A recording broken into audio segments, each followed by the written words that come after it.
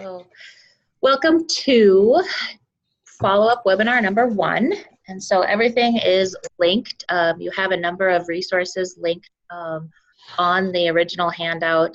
So if you go to the short link bit.ly/SDGIS19, you'll find at the top of the page the links to the follow-up webinars. So everything is there. If you're watching the archive, you've figured out where the archive is, but archives will all be posted on the webinar archive right here as soon as they're done. So the first thing we had you guys do was tell us what you have done and if you have any questions. And so that is kind of, so Dan and I sat down a little bit ahead of time to start going through those. You guys have done so much. Aren't we excited, Dan? Dan. So, all right. We're just gonna, Jennifer, you're here. Yes. All right.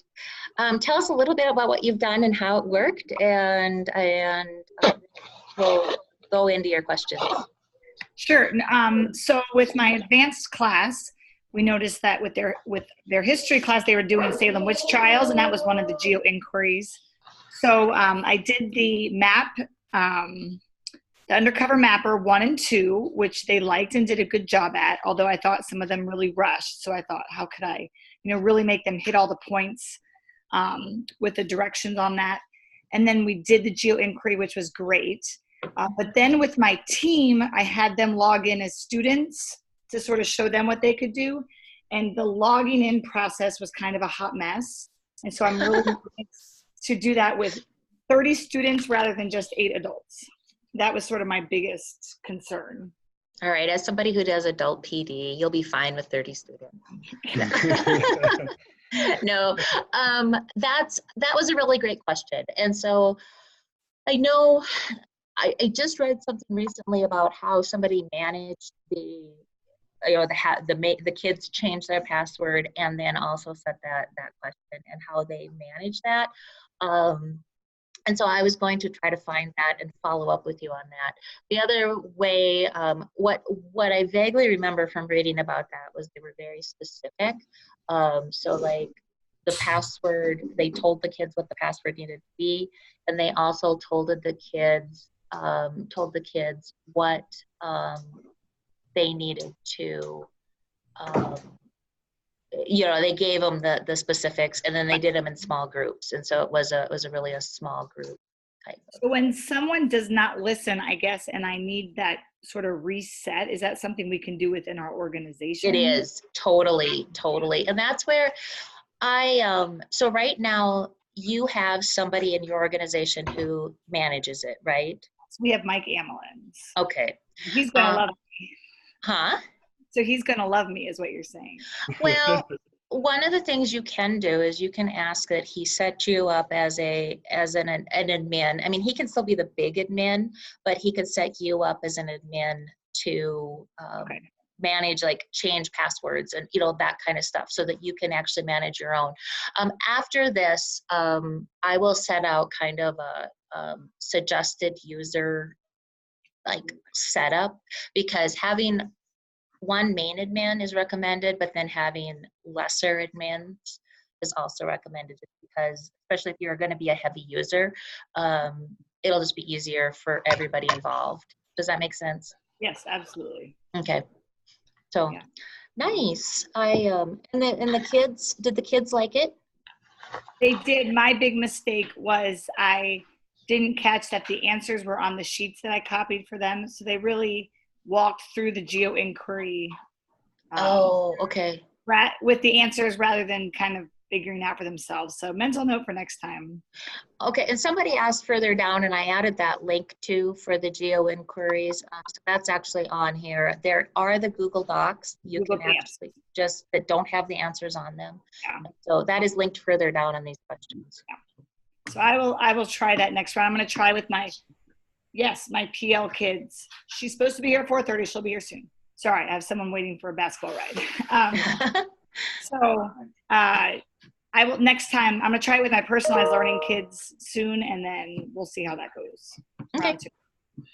Nice. Yeah, but it was awesome. And everyone loved it. And I even had the advanced program director for the district swing in that day, just coincidentally. So it looks really good that we were collaborating, and I was doing cool. this really cool thing. So. Nice. Thank you. You're welcome. I love that.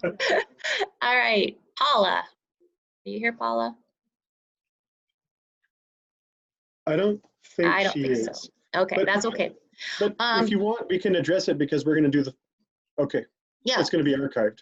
It is archived. So Paula's been really working with trying to get the kids to create a map. And one of the things that she wants to do is have a route to school. I did make her a little video tutorial where we're running into problems. I mean, and it just is the way she's doing it. If you use map notes, you can't edit the map notes like language. You can't change any of that. That's just a set of how ArcGIS is. The way we did it, remember when we did the restaurant activity where you found your restaurants and then we uploaded those from the spreadsheet, that gave you that data that you could then have a legend and you could really do quite a bit of customizing too. And so it just is a matter of if you're going to do map notes, you're not really able to do the customized legend. If I see him, I will. Okay. Sorry. You're okay.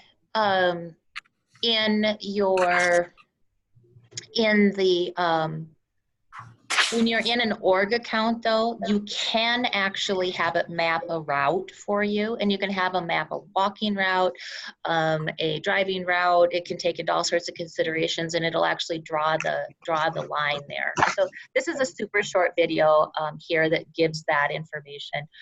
So hopefully we'll get this figured out for her. Stephen, are you here? Okay, I don't think he's here yet. I'm going to come back to Stephen because he said he was going to sneak in a little late, I think. Corey, are you here? All right.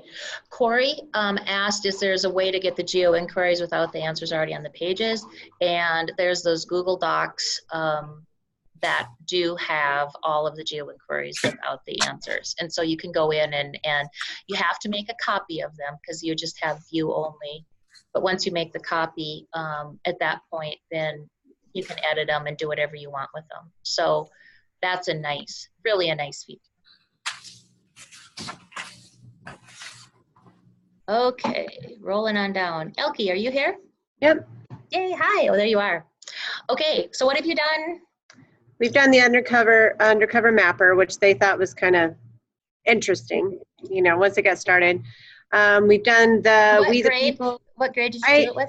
I did it with 7th and 8th graders. Okay. So to kind of get them started. And then I've also done We the People Geo Inquiry. And that was kind of interesting to see how they looked at that. I'm having trouble though, and I think I sent an email and then I've talked to their support group and we're not seeming to find how I have all the information for my organizational accounts, but then when I go in to set it up, it keeps giving me an error and kicking me back out. Okay. So because you're really specific, I want to touch base with you separately. Okay. Okay. Sounds good. So I'll send you an email. We can set up a time to visit with about this separately. So I did respond to the email, didn't I? Yes, you did. Okay. Okay. And then there's been some other things. So anyway. Okay. Yeah, I know. It's like crazy. There's so much going on. All right, Patty, are you here? Yes, I am here. So what have you done? I did, I taught the social studies teachers and another science teacher how to do the geo inquiries, and so my hope is that they will do it. And then did a geo inquiry dealing with, in my environmental science class, dealing with the, does wealth affect production, overproduction, and stuff like that. And then also in the health class, I used one dealing with the access to health care and stuff like that. Okay. So I have not tried I wanted to use Survey 123, but every time I was going to do it and everything else, the weather does not cooperate. Oh, okay. So to get outside and do it. And then I was kind of wondering, what if, like, I don't have access to iPads for the kid. Each of the kids have an iPad to do the survey 1, 2, 3, and not all of them have phones. Has anybody done it where the kids share a phone, and does that work? It does. You can do it with sharing devices, and so one of the groups that I think they featured in the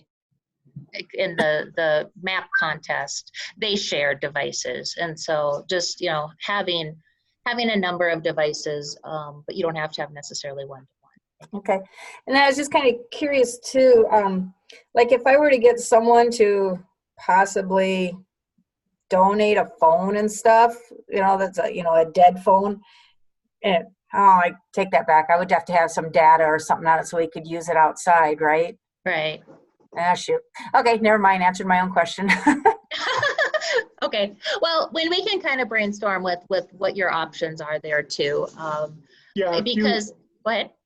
If you were just doing something locally within your building, you could just get a Wi-Fi connection, and that should work without data, at least insofar as entering survey 1, 2, 3 response sets. But if you wanted to go outside of the building or outside of Wi-Fi range, you would need some sort of service. Yeah, I would be going outside. I'd be going to a local creek out here. So yeah. Okay. Okay. All right. Who's next? Paul, what have you done? I have used geo inquiries quite a bit, and every time I did use the Google form where the kids had to fill out stuff, and I found that was a little bit opposite of the experience of having the answers laid out for you. I found that the kids did have to work pretty hard to figure out some of the answers, which is actually what we want anyways. So you're telling us it's harder when you don't have the answers on the sheet. they had to dig, and I'll keep that in mind. some of them got a little confused, but that was kind of fun to actually see them figure things out. And there were some really good ones for U.S. history. I did use, there's one about Pittsburgh and the steel industry, and they had all sorts of different layers, and we were teaching about Andrew Carnegie and industrialization, and it was actually perfect for what we did. And then geography, I was able to do a lot of human geography stuff with it. And I taught all the other social studies teachers how to use it, and some of them did start to use geo inquiries. And that's kind of how far I've gotten with using geo inquiries. So the kids are familiar with it, I'm familiar with it, and all the teachers are familiar with it. And I set up the organizational account and have that all set up. But I'm like nervous about doing it wrong, so I'm just not comfortable being like in charge of all that. And so I haven't like figured out exactly how to share the accounts with the other teachers to have their own setup and with all the students. So like that, I probably will do more, but I'm just like still lost a little bit in that process about what the best way to do that is. All right, so let's set up a time to do that, just so that I'll come in and touch base with you. You have a couple of different options for how to do that, and truly, you really can't break it. It's the big decisions are your URL, that you can't change, but other than that, everything else is really changeable. Okay, so but we'll set up a time, and I'll pop in, and we can get up your, look at your options for your org account and what'll work best. Okay. Okay. Can I add something real quick? Yeah. This is Patty. I did do a geo inquiry dealing with Huck Finn, Tom Sawyer, and stuff where it. With one of the literature ones? Yeah, one of the literature ones, because they're going to be starting. Well, they're going to be. Well, then I'm integrating into it the river one, where you do all the watersheds in it with that, and I'll be integrating that a little bit later. But in English, they're starting to read Huckleberry Finn, and so I'm doing we're working together to do a project where I'm covering the science part of everything, eventually leading to the watershed empties into the Gulf of Mexico, and there's that big dead spot down there. So the dead zone, there's no oxygen in the water. So we're kind of incorporating all that and kind of saying, now, how has the river changed over time from Huck Finn and all this other stuff. So yeah, as an introductory thing, I did the literature one, and then we're going to be using I can't remember what it is called now, the one with all the rivers and everything that come in. So yeah. that was another way of using it. So yeah. Nice, nice. I'm glad somebody used the literature one. Literature and science. There we go. Yes. All right, Brenda. Oh, hello. I haven't done as much as I wanted to do with it, just because I've been doing other things as well. But I did show my students some of the examples of the weather one. We just got a weather station up and running at my school. And so I thought that would be a great opportunity to use the both the weather station and the maps, so that the students could create some maybe a little weather forecast. We've been like looking at the weather station, figuring out how to use it, and then seeing if there's a way I can have them create the maps to forecast the weather for the day, and maybe find a way to maybe even kind of broadcast it on a some sort of chat. I think I had asked you, Julie, about an app that could show videos to parents and that. And so that's kind of where I'm at right now. It's like I said, it's very basic. Like I said, I haven't done as much as I wanted to do, but that's kind of where I am. I guess so. Like, you're gathering the data with the weather station. That is definitely something that you could upload in. You could take that data and upload it in to create a layer, so that you'd be able to be able to look at the data over time. But you would only have one spot of data. It wouldn't be like what we did with the weather. We had weather data from all over the U.S. One idea you could do, Brenda, is compare your station with either a National Weather Service data set or the NOAA data set, and that could be fun for kids to see. Compare how close the two are, or to determine the accuracy of their own weather station, or to assess the accuracy of the giant. I think it's National Weather Service. I think they're the proprietors of the entire data set. Okay. The biggest meteorological data set that the human race has ever known. And I think that might be a fun way to integrate it, to compare it. But like Julie says, you just have one location. So if you picture that visually displayed on a map, it's just a single spot. Like it's, yeah. And so that maybe the comparison would be what the fun thing for the kids to do. Or Okay. All right. Yeah, that definitely a good idea. Nice. All right, is Colby here? I don't think he is. Oh, okay. So he's done stuff too, and then he has some great questions on how do you get time during the school day to work with middle school teachers on ArcGIS going forward. So Jen, you've worked with your team? Yes. Your teacher team? Okay. And so has he worked with his team, or it doesn't sound like it? His team, like we have, I'm coming back. Okay, you're okay. I Yeah. didn't know you were gone. Oh, sorry. I closed the computer. I don't looking at myself in the video. But like we have team planning in the middle school in Harrisburg. And so at the high school level, he just doesn't have that. So that's where I think, it's hard to find time after school or Right. professional development day. So, Okay. But we did get approval to hold a session at our next PD day for the district. Nice. How that goes. So yeah, that'll be. oh, nice. Yeah. That's actually really cool. I'm excited about that. Because that'll be. He's just light years ahead of me. He may be light years ahead of us. So. Okay. He just has done different things than we have, and so that's where it was. All right, Dale, I see you're here, but I don't see that you have noted anything. So you want to tell us what you did, and you can fill this in later? Sure. Can you hear me? Yes. Yep. Okay. Yeah, I've done both of the undercover mapper exercises that we had, and I just had the kids. So we haven't gotten them all set up with accounts. I had the kids go in and create trial accounts just to get them logged on, because I hadn't heard anything yet from the principal. Okay. So they all set up trial accounts and got on, and we kind of just played around and looked at maps and layers, and that just kind of used this system a little bit. And then And then we did both of the undercover mapper. And they were able to just type in the website and get right onto that, you know, and they were able to log in and use that without accounts or anything. So Right, and that that's worked pretty something you well. can do without being logged in, and that's one of the nice things about that one, yes. Yeah, they were pretty shocked when they started looking at the Great Pyramid and realized it was bigger than our school. They thought that was pretty interesting. So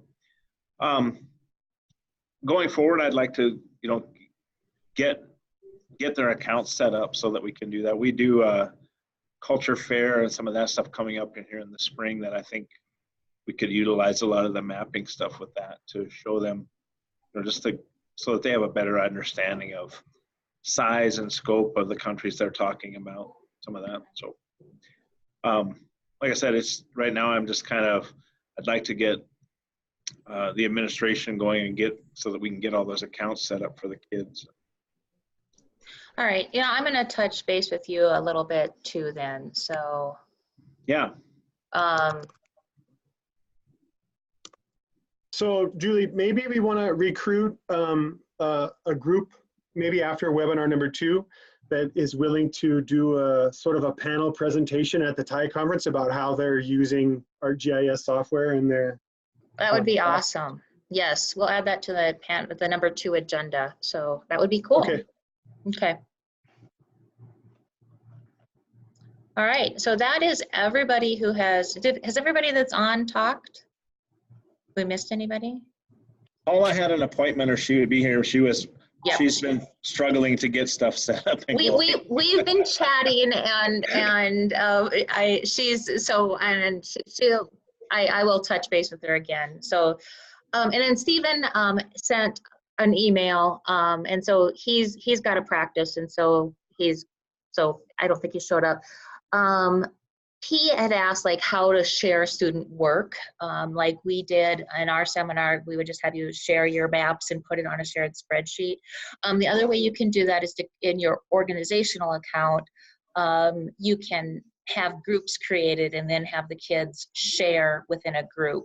But you'll want to be really deliberate with your naming conventions if you do that, just so you know it's like Stephen Gore's, you know, map type, you know, name it specifically.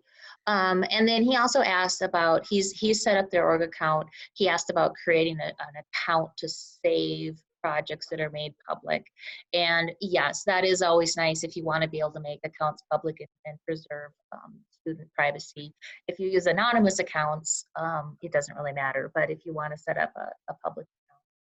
So that pretty much covers, I think, everything there. So lots of good stuff. I am so excited by how much you're using ArcGIS Online. That's huge. So let me go to the follow-up webinars. So the survey 1, 2, 3 thing. The survey 1, 2, 3, when we did it in Rapid, when we did it in Sioux Falls, it was pretty clunky. When we did it in Rapid, it like didn't work at all, and it was really awful as a presenter. But so I went back to Esri because this was a survey that they provided with us with to use. And one of the things that they came back with is it wasn't shared properly. And which wasn't my fault. We had no control over that. It was how it was set up and sent to us. But I wanted to share that with you guys simply because, you know, when it didn't work, it really wasn't. It was like, well, maybe I don't want to use this. All of our data actually was there. It just, we couldn't see it because of how it was shared. And so he made us a cute little GIF of how to do that. And so I dropped that in there. Other things that are coming down the pipe.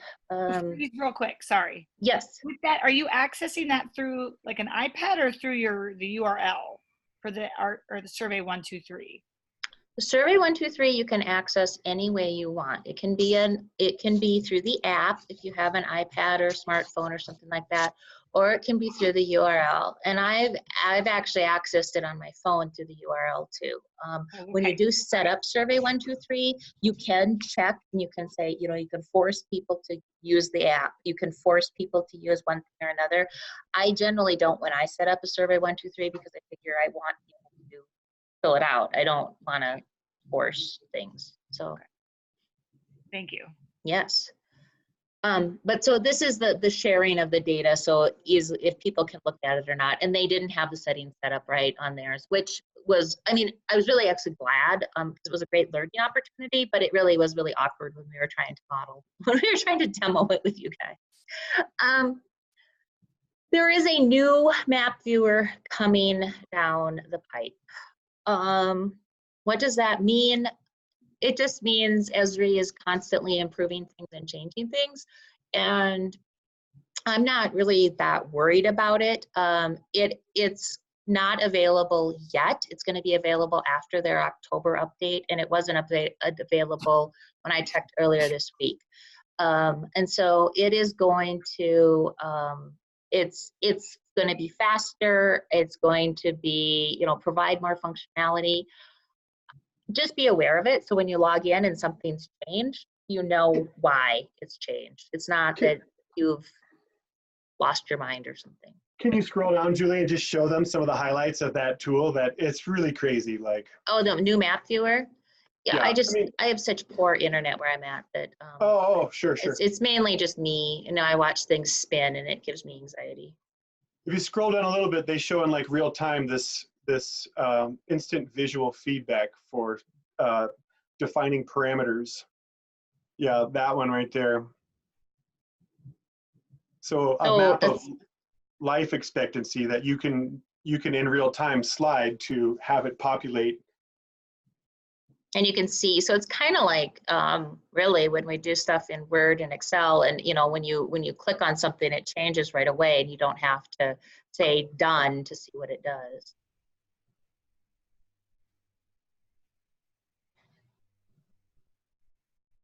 Yeah, and then filtering it by state, and then the dot density of it's really. So I think it's going to make life a lot better. But I think so too. I just don't want when people come in and look and and say, oh my goodness, this isn't what I looked at, what we were trained on or whatever. I just don't want you guys to panic. Is what it boils down to. It'll be. I think it's going to be really awesome once it launches. One of the other things is this documentation from ArcGIS is one of the more comprehensive places to get all of the information about ArcGIS in one spot. And so if you come in and you have a question about something, this is a really great place to pop in and look. And so if you're trying to figure out any of the resources that we learned about, any of the resources that you're just trying to figure out, this is a good quick spot to check. And then finally, the online assistant. If you want to transfer something from one account to another, you can do that through Portal. And so you have the ability to copy content from one account to another account. And so this is really great if you have learners when they graduate and they want to set up a public account, a free public account, and move their content to that, that they've created something really amazing and they want to keep it. If you want to say you created something in one account, you want to move it to another account, this is the resource that allows you to do that. And so just so you know, you have a resource there. GIS Day is coming up in a couple of weeks. We're very excited about that. And there's lots of different resources that you can participate in. They've actually given us posters and like promo things. And so if you want to print out content, you can do that. So if you want to just, have it be something that's at your school, they have a flyer, they have a template, they have all these posters over here. So you can print out all this stuff if you want. They have videos, ebooks, blog posts, you name it, heroes. So you have a number of different resources here. So if you want to celebrate GIS Day in your building, you can do that. And that corresponds with Geography Awareness Week, too. Yes. Cool. So see? So if you're already doing something for Geography Awareness Week, it gives you a few more resources. Do you do stuff, Jen? I have a geography background, so I've been trying to get our school to do something. I have yet to be successful, but I'm going to keep trying. Well, this year you can print posters. At least, yes, at least. So one of the things that we're really trying to do with you guys is to, this is all, sport to get you to do the map contest. And so story maps is one of the things that we do with the map contest. And so there's an article on things you didn't know you could do with a story map, and that's just more FYI for later. There are a few new world geography geo-inquiries that just came out like this last week. So I wanted to I'm doing GDP right now with kids. Like, GDP per capita, I can fit it. Okay, and notice though that this one is a level 2, and so you do have to have an org account for that. But if you have your org account, you can most likely do that. Okay. So, or else try to get your kids' account set up. So we can, I'll send you guys an email that kind of gives you some best practices, and you can send it over to Mr. Lyons, and hopefully he will be able to whip out some accounts for you to use, okay? Okay. So, all right, cool. But yeah, so those are brand new. And then the 2019-2020 map contest is ready for you guys. And really with the map contest, the biggest thing is something South Dakota. I mean, so it doesn't, I'm logged in over here. So you kind of see this view. So it's gonna officially launch on the 1st of November, and the final maps need to be turned in on the 7th of May in 2020. To register, one teacher from your school needs to register, and it's a simple Google form. And so all you have to do is, your school, what grade levels you're doing, that type of thing. Middle school, it is open. Middle school is 4th through 8th grade, and then high school is 9th through 12th. Because we've had a number of upper elementary teachers take this training, and to be able to offer that to them. So I guess one of the things that I would really consider is do it. There's 5 $100 prizes for middle school, and there's 5 $100 prizes for high school. So you really do have an opportunity to win prizes, and it's just a really nice, a good opportunity. So Julie, would you recommend that they, even if they're not 100% committed, that they just register anyway, just to have that as an option if it pans out for them? I would register, and then the other thing that I would do is throw it out there, because I think both groups, we watched the video at lunch about the kids in Ireland. And remember how the one teacher, he was like, yeah, I just gave the kid the analysis tool and he knows how to use it better than I do. That's the kind of thing. If you have those kids that are really interested, this is a really great next level project for them, to be able to dive in and do that. So it probably isn't going to be something that you would necessarily do with a whole class.